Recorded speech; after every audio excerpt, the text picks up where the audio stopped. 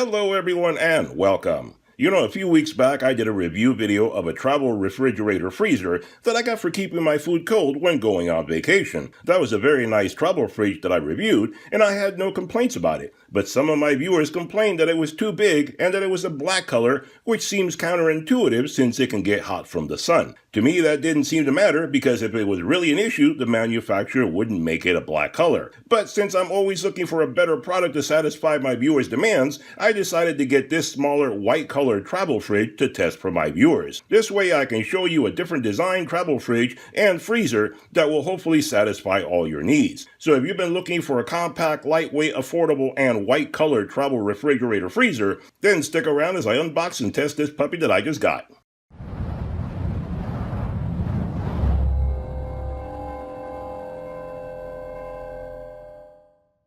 Alright guys, so when you unbox this puppy, this is everything you get. So let's talk a little bit about some of the features that this guy has, but before we get started testing this guy, do me a big favor and hit that subscribe button if you haven't done so already. That way you get notified every time I do another product review video, DIY project, or a sale at a big box store where I can help you guys save even more money. Alright then, so this is the Bouge RV 23 quart travel fridge and freezer, available on Amazon, link in description below. At the time of making this video, this little guy retails for $189.99.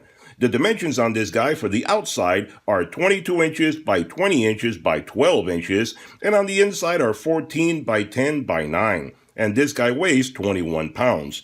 Now the noise level on this guy when it's running is about 45 decibels, which isn't too bad. So this is a 23 quart or 22 liter travel fridge and freezer that I got to use as a compact cooler that can be used without needing any ice. But I should point out that this company does make many more sizes of travel fridges. So if you want a bigger size fridge, check out their website or Amazon page for more information. So this little guy comes in 5 different colors, such as white, which we have here, black, green, pink, or purple. So no matter what your preference may be, they have a color to make you happy.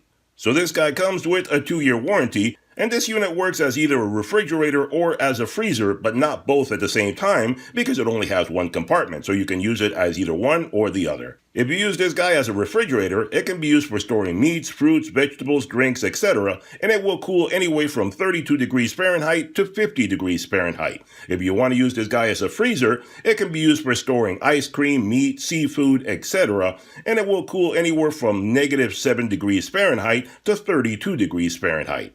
This unit has a rapid cool down feature where it can reach the appropriate temperature in about 15 minutes or less. This unit can be powered very conveniently by your car or RV battery power, or by a battery bank or solar panels. Any 12-volt power source will do. One thing to mention also is that if you power this guy from your vehicle's battery, this guy has a battery conservation feature. Well, it will shut itself off if it notices the voltage of the vehicle dropping to 11 volts or less. This fridge works in both eco mode and max cooling modes. In eco mode, it will only consume about 36 watts of power, or that's around 360 watt hours per day. In max cooling mode, it will consume around 45 watts of power, or 450 watt hours per day. So this little travel fridge seems like a great alternative to a big bulky ice chest if you're looking for a compact and affordable unit that will keep your food cold and fresh without needing much space or needing any ice. It also comes in several different colors and sizes to suit even the most demanding enthusiast. So let's hook this guy up and see how it performs. Alright guys, so let's take a little closer look at this guy and get a little bit better acquainted with it. Now I already told you pretty much all the features and I showed you everything that comes with it. It brings some stickers with it if you want to decorate it, put it on your vehicle, whatever you want to do. And basically this shows you that you can use this guy with a battery bank like I mentioned previously. They'll sell you battery banks, or if you have your own, all the better. A battery bank that has a 12-volt port, you'll be just fine. And you can also get one of these little bags, totes, whatever you want to call it, to carry it around more easily if it's more convenient for you. The owner's manual tells you everything about this guy, how to set it up and all that stuff. It brings a couple of extra little pads for the bottom. Now, all 4 pads are on there, but if you lose 1 or 2, you have a couple of extra ones there so you can replace it at no cost. Now, here you have the couple of cables that come with it. You have a 12-volt power port to plug this guy in. You plug that into the unit. That goes into the car or the battery bank or whatever. And this is for using it at home if you want to do that, the 110 outlet right there. So I already showed you that's where the compressor and all that stuff is, and it has big vents to keep it nice and cool. And this guy is white for those of you that had complaints previously that the black one would be an issue. Personally, I don't think it makes a big deal. Otherwise, it wouldn't make it in multiple colors. Like you see, this one comes in like 5 colors. But if you want to, there you have a white one or a cream color or whatever you want to call it, off-white, let's call it. And there you have that. Keep it nice and cool. And on this side, you don't have anything much at all, just a handle. It basically is shaped and the same size as like a cooler, and it has handles like a cooler. So you basically just pick it up and move it around like you would a cooler. And there's not much on the back there, just venting all on this side where all the compressor stuff is. And there it is where you plug it in. Basically, it'll take DC 12 or 24 volts. So whatever you have, just plug it into there and you'll be good to go. Now, the control panel is on the top, so it's easily accessible from wherever you want to get it. Let me open this guy up. And it actually has a really good seal. That's what I was pointing to previously. It has a good seal, nice insulated. You see it doesn't sound hollow? You see it sounds nice and insulated there. And when you close it, it has a nice little good clunk to it. It closes very tight, and you have to pull on it to get it to open up. So it has a good tight seal to it. Nice plastic on the inside there, and all the controls and stuff. And in case you forget, they have a full explanation there of how to do everything on there. All the controls, the light's kind of making it difficult, but all the controls, basically it explains to you on there how to do everything right here on the control. So you don't even have to look at the manual. If you forget, it's right there, right next to the control, so it's easy to take care of. And it has a USB port right there where you can plug something into that if you want to do that. When you have this guy plugged into something, that way, if you need to plug in a USB, you're good to go. Has a port right there.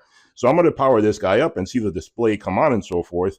And you have right there all the information as to what temperature to set at if you happen to forget or you don't know. Therefore, whatever it is that you're storing in there, it gives you a guide basically as to what temperature to set it for, whether it's seafood or, frozen foods or vegetables or whatever you put in there.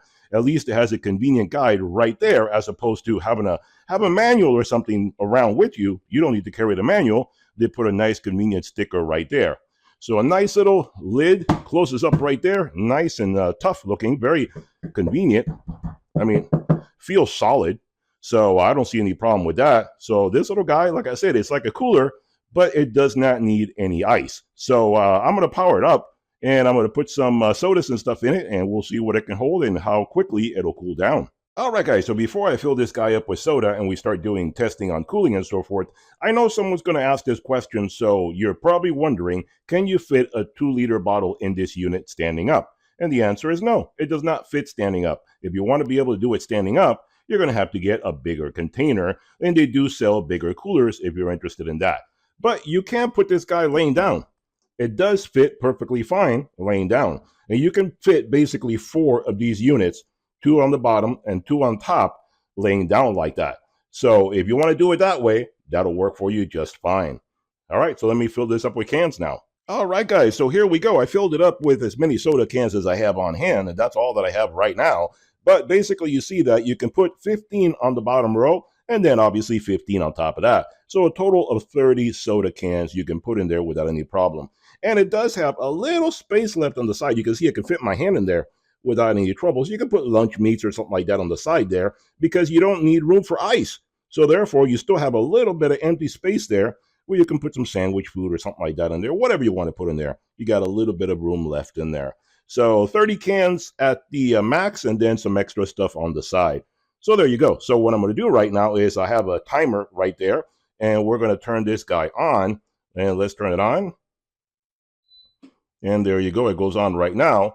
And it's telling you right now it's at, let me figure out the lighting here. There we go. It's at 73 degrees right now. Let me move over to this side, see if I can do better. There we go. 73 degrees right there, 14.3 volts, because I have it plugged into the house current. So it shows that it has a full battery and everything right there. So that's not really a problem. And it's in max cooling mode right now. So basically, I'm going to set it to 32 degrees, and it's going to start cooling off right now. And we'll basically let it run. And I can feel it that it's going already. Let me get close to it, and you'll see what it sounds like.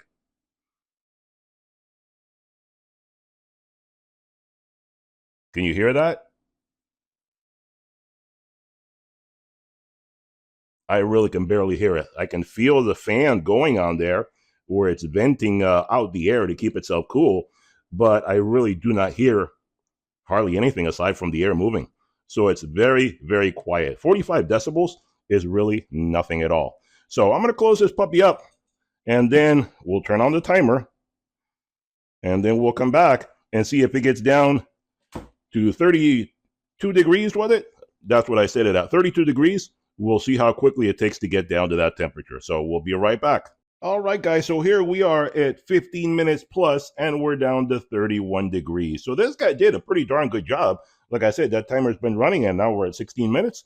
31 degrees. It went down below the target, which was 32 degrees, so that's perfectly fine. It's cooling at a very appropriate level. And I should point out that obviously this was done using the max cooling mode. If you want to use eco, it's going to take longer. And I'm using this basically plugged into the house, so the battery conservation does not kick in. So that's something where basically you have to use the best conditions possible to be able to take advantage of this stuff. So basically then, let me just give you a little bit of information as to how this guy has performed.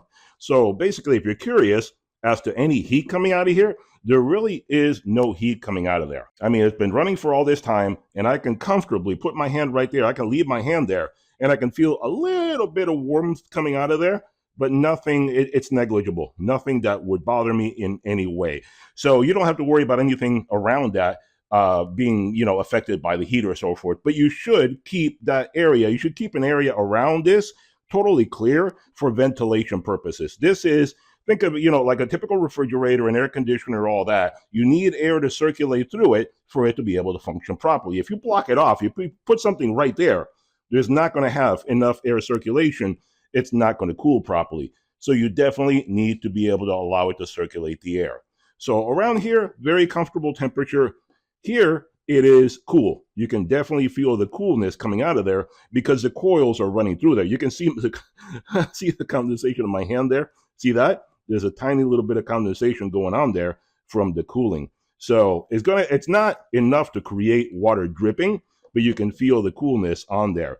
And it's probably the same way all the way around because the coils go all the way around the machine there to keep that entire area nice and cool. And as far as the top goes, I was looking at some of the footage, and I don't know if it shows up very well on the camera, but I wanted to clarify that the top is not black. It's like a dark silver, kind of like a silver metallic. It has flakes and stuff in it, so it's like a silvery color to it. I know the camera and the lighting kind of changes the color and makes it look darker, but it really is not as dark as the camera is making it look. So just in case you're curious, don't tell me that it's a black top and it's going to be a problem with the heat of the sun. No, not at all. It is a silvery top. It is not going to have any trouble with the heat of the sun. And obviously, if you want a different color, they do sell you 5 different colors. So you got plenty to choose from there. That is really not a problem. So as far as I'm concerned, I think this guy did a really great job. And this guy, I got it this time to be a much more comfortable, convenient size for you guys. Because if you look at it, it's just like a cooler. So this will fit conveniently in the back of any SUV, a truck, even in the trunk of a sedan. This will fit very conveniently. It's just like your basic cooler. You can take sodas, drinks, water, Gatorade, whatever you want to put in there. You can go tailgating. You can take, sandwiches, food, any kind of stuff you want to keep in there. But you don't need to worry about any ice because it'll keep itself cool on its own without needing any ice. So you have no trouble to worry about. And there's no water to drain out of it because there's no ice to melt in there. So you don't need to worry about that either. You basically just turn it off, put it away, and you're done. You're done. That's as far as the amount of cleaning that you got to do with this guy. Unlike a cooler, where basically you got to drain out the ice, got to wipe it clean, all that kind of stuff. This one is not going to have the same kind of maintenance routine that you need to do with a cooler. So there you go, guys. If you want a bigger one, you can check out their website and see if there's a bigger one that you may want to get. But as far as if you want a typical cooler, I think this did a fantastic job, and it's just the right size at 23 quarts. Did a great job, very reasonable price, a lot cheaper than the other one that I did previously.